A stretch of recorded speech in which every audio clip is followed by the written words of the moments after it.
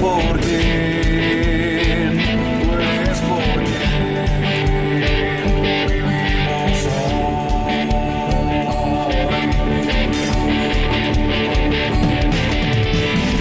Tú eres quien nos liberta, tú eres la luz que guía, como un fuego ardiente, Hijo de Dios, tú eres por quien, tú eres por quien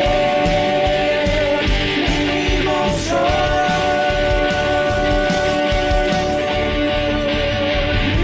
Vamos a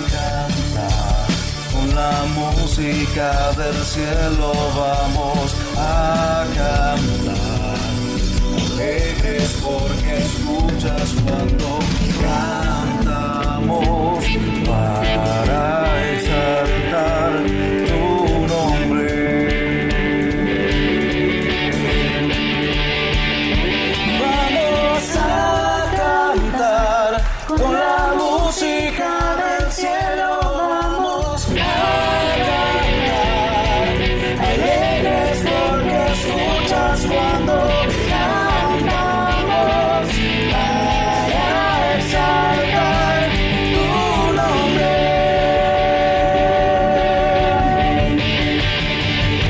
Vamos a cantar con la música del cielo, vamos a cantar, alegres porque escuchas cuando cantamos para exaltar tu nombre. Vamos a cantar con la música del cielo, vamos a cantar, alegres porque escuchas cuando cantamos para exaltar tu nombre.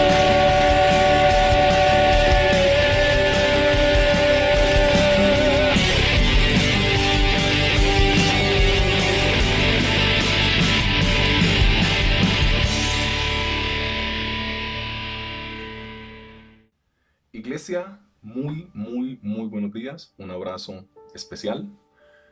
Nuevamente Américo Ulabarri les saluda, confiando en el Señor siempre, sin dejar de orar por las personas que se encuentran lejos de casa, por las personas que se encuentran en necesidad, sin dejar de orar por las personas que han perdido familiares con este asunto de la pandemia y por la salud de la gente de la iglesia, por la salud de las personas que están escuchando este video, porque siempre he creído que la tarea que Dios demanda de nosotros necesita tener una muy buena salud.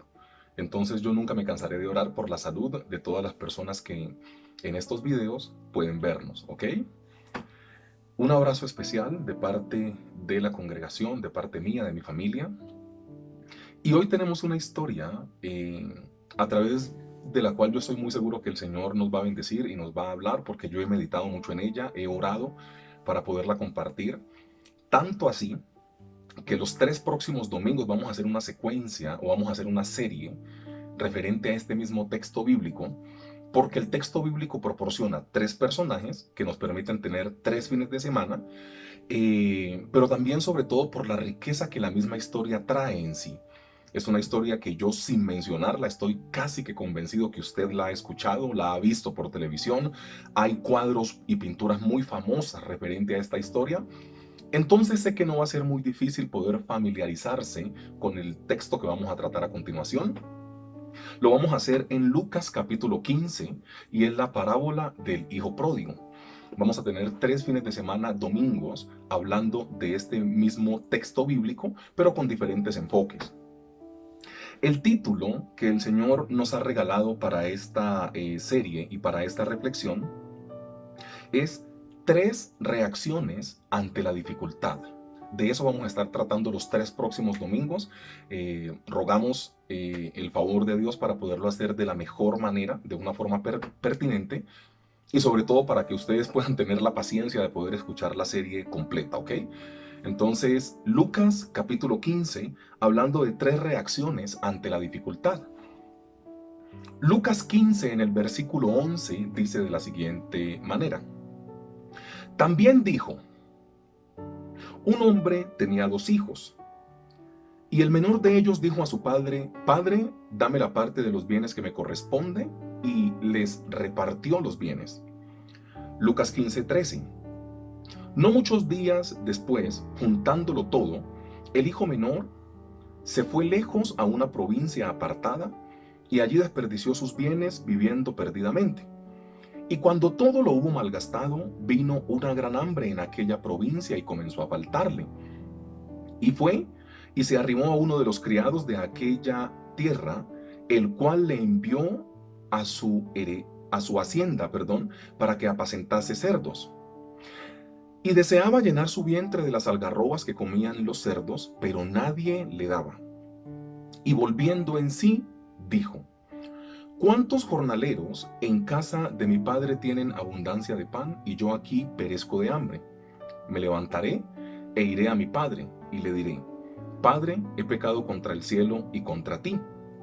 Ya no soy digno de ser llamado tu hijo. Hazme como uno de tus jornaleros. Y levantándose, vino a su padre. Y cuando aún estaba lejos, lo vio su padre y fue movido a misericordia y corrió y se echó sobre su cuello y le besó. Y el hijo le dijo, Padre, he pecado contra el cielo y contra ti. Ya no soy digno de ser llamado tu hijo. Versículo 22. Pero el padre dijo a sus siervos, sacad el mejor vestido y vestidle y poned un anillo en su mano y calzado en sus pies. Y traed el becerro gordo y matadlo. Y comamos y hagamos fiesta, porque mi hijo muerto era y ha revivido, se había perdido y es hallado. Y comenzaron a regocijarse. Y su hijo mayor estaba en el campo, y cuando vino y llegó cerca de casa, oyó la música y las danzas. Y llamó a uno de sus criados y le preguntó qué era aquello. Verso 27. El criado le dijo, tu hermano ha venido, y tu padre ha hecho matar el becerro gordo por haberle recibido bueno y sano. Entonces se enojó y no quería entrar. Salió por tanto su padre y le rogaba que entrase. Mas él, respondiendo, dijo al padre, he aquí tantos años te sirvo, no habiéndote desobedecido jamás, y nunca me has dado ni un cabrito para gozarme con mis amigos. Pero cuando vino tu hijo, que ha consumido tus bienes con rameras, has hecho matar para él el becerro gordo. Y entonces le dijo, Hijo, tú siempre estás conmigo, y todas mis cosas son tuyas. Mas era necesario hacer fiesta y regocijarnos, porque tu hermano era muerto y ha revivido, se había perdido y es hallado. 3 reacciones ante la dificultad. Mira, para introducir el texto bíblico, para introducir el tema, nosotros tenemos que pensar muy claramente de la dificultad, porque a nosotros se nos ha enseñado que la persona que genera o que causa la dificultad es la que tiene que buscar una solución. Y en la Biblia no siempre es así. O sea, ¿cómo pensamos nosotros y cómo piensa Dios? Es como un versus acá. Nosotros siempre decimos, no, pues de malas. Si la otra persona fue quien se equivocó, que ella pida perdón. Si la otra persona fue que se equivocó, que ella busque la solución. Pero a mí, ¿por qué me toca buscar la solución si yo no hice nada para propiciar o para generar el problema al cual se llegó? Y mira que bíblicamente Dios plantea, sobre todo en esta época, en esta historia, que hay una familia como tal. Dios dice que nosotros tenemos diferentes tipos de reacciones, pero no siempre la persona que causa el malestar en la familia es la encargada de buscar la solución. Y te lo voy a explicar rápidamente antes de pasar a los 2 o 3 puntos de predicación. Mira, cuando una persona se equivoca, esa persona está triste, esa persona está acongojada, esa persona está avergonzada, esa persona no quiere dar la cara. A esa persona le va a quedar muy difícil pedir perdón o dar la cara y decir, venga, yo me equivoqué, ¿cómo soluciono? Porque tiene vergüenza, porque tiene mucha pena.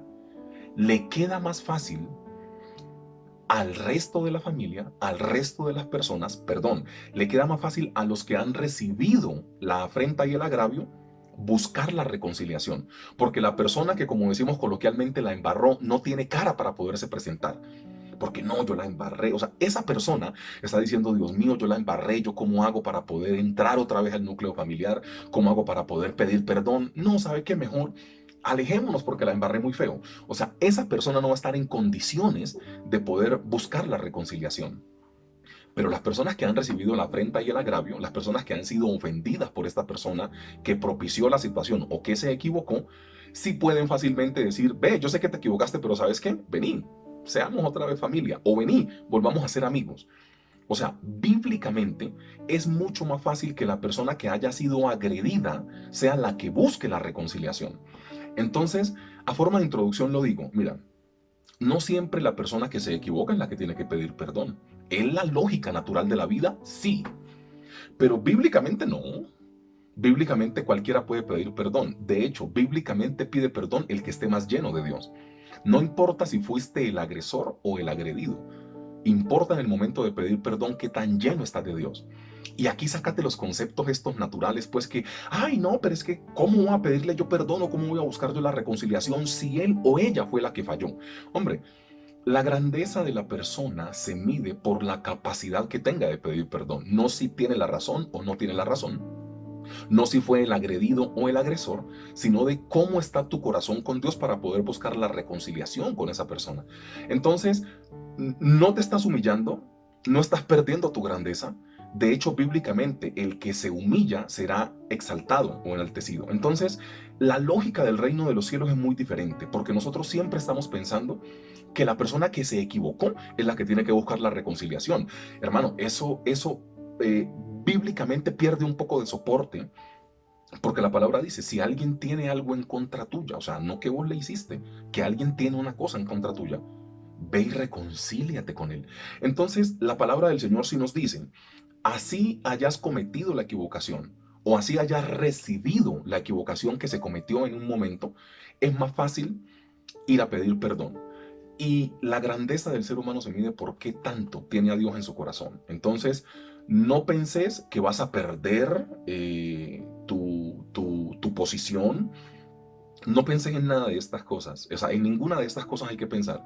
Hay que pensar que lo más importante es pedir perdón y buscar la reconciliación, así tengas o no tengas la culpa, ¿ok?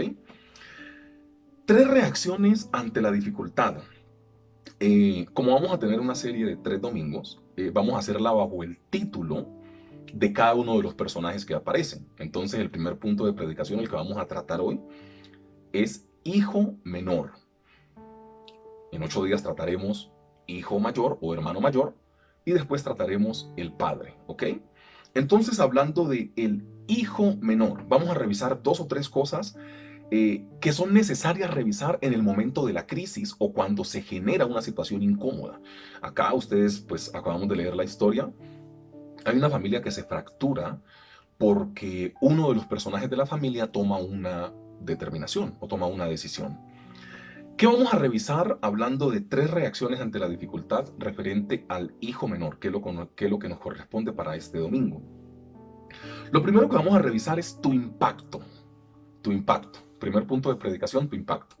Para eso vamos a ir a Lucas 15 en el versículo 14. Y cuando todo lo hubo malgastado, vino una gran hambre en aquella provincia y comenzó a faltarle. Para mí es particular en esta historia algo que pasa. Lógicamente, cuando una persona inyecta capital ante una ciudad o ante una población o en una población, esa población tiene que ser próspera. ¿Por qué? Porque hay un flujo, hay una inyección de capital, por decirlo de alguna manera. En esta historia para mí es particular varias cosas, pero dos me llaman poderosamente la atención. Aquí la palabra del Señor dice que cuando Él lo hubo malgastado todo, a esa ciudad llegó el hambre. O sea, cuando a Él empezó a faltarle, a esa ciudad vino el hambre. Devolvamos un poco el cassette y pensemos en lo siguiente. ¿Ustedes recuerdan que Él no pidió la herencia y se fue el mismo día? ¿Ustedes recuerdan que era tanto el dinero que dice que Él duró algunos días para poder reunir todo lo que era su parte y poder salir? Explicación. La fortuna y la riqueza con la cual Él salió de su casa no fue, ve, firmame un cheque de gerencia y me voy. No. Ahí tuvieron que calcular, porque era tanto que tuvieron que calcular. Dice, pasado algunos días en los cuales pudo reunir todo, fue que se dio la salida de la casa.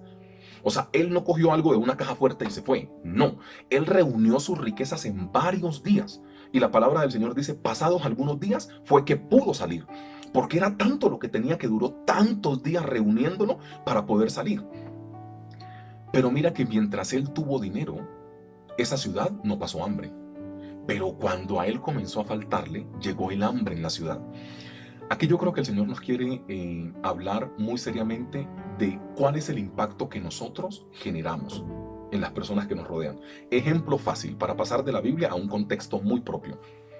Te das cuenta que algunas veces has visto, has escuchado, para no decir que te ha pasado, no has visto o no has escuchado que muchas veces, por ejemplo, el papá o la mamá de la casa, la plata que era o el dinero que era para todo el mes se lo gastó en 8 días comprando una promoción o algún tipo de cosa.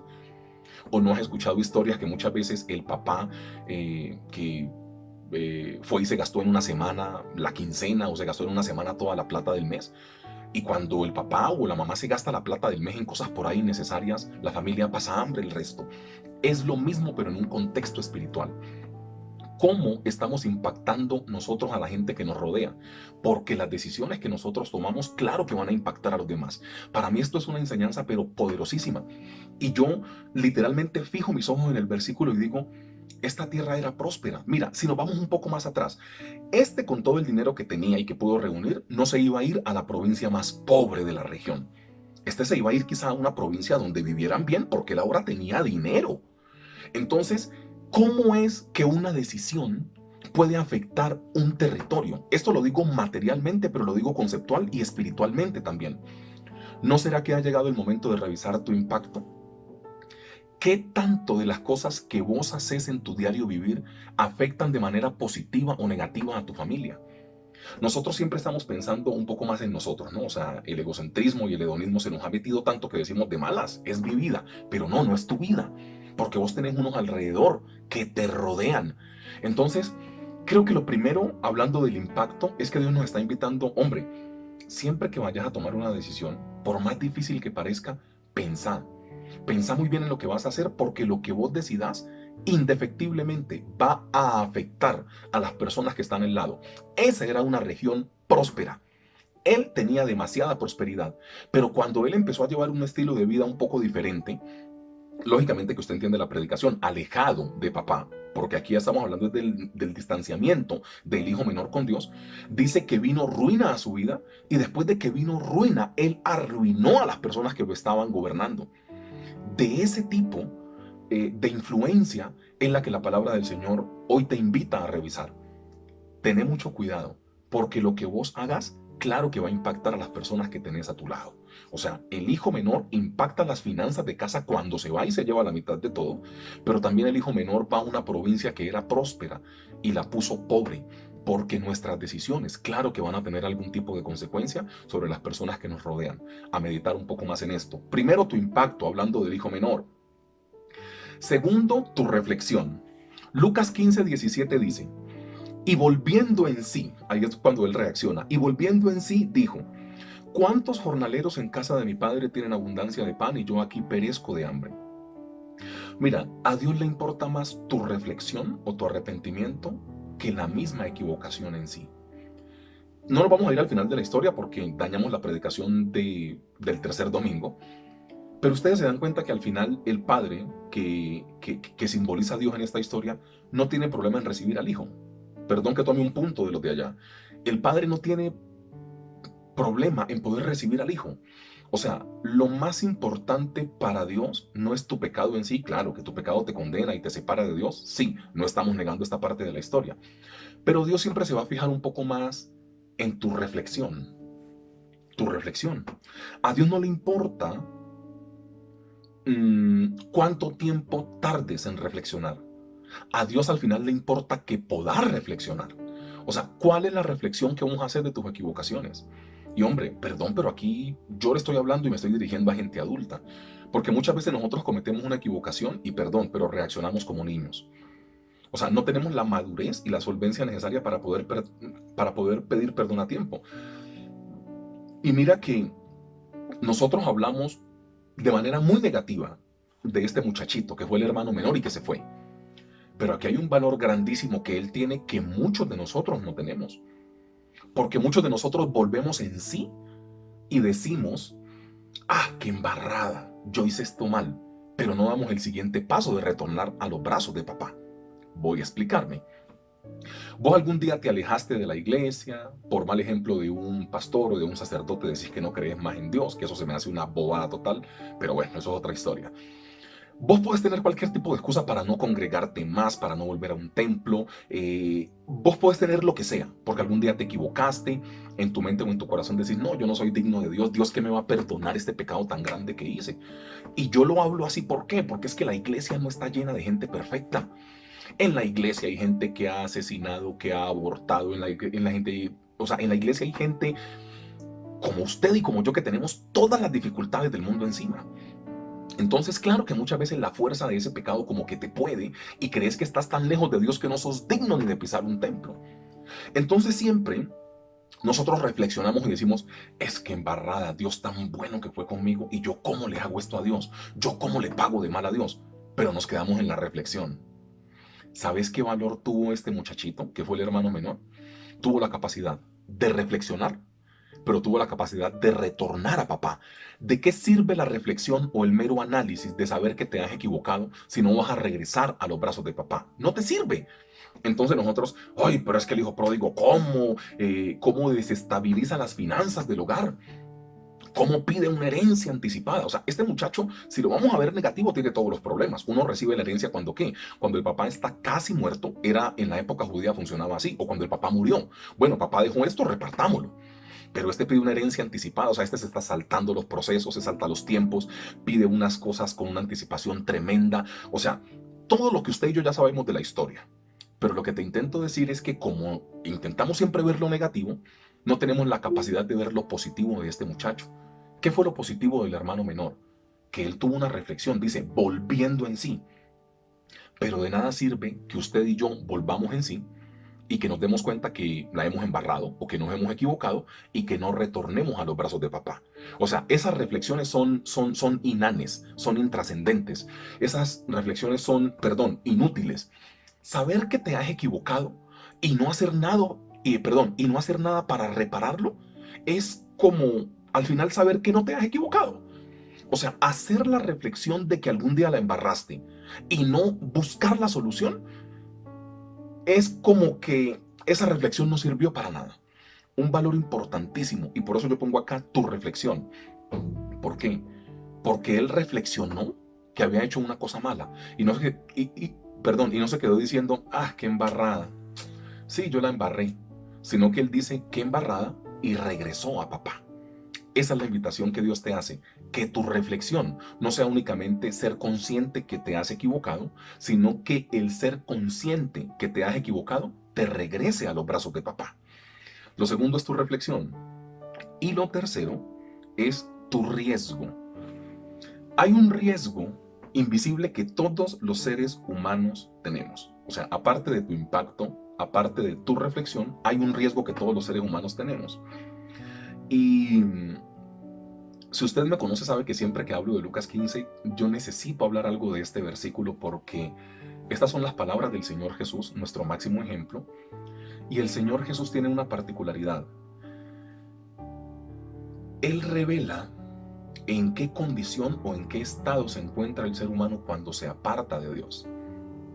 Y este es un versículo que tiene que quitarnos todas las excusas. Tu riesgo invisible es lo tercero. Lucas 15:24. Porque mi hijo, muerto era y ha revivido. Se había perdido y es hallado. Y comenzaron a regocijarse.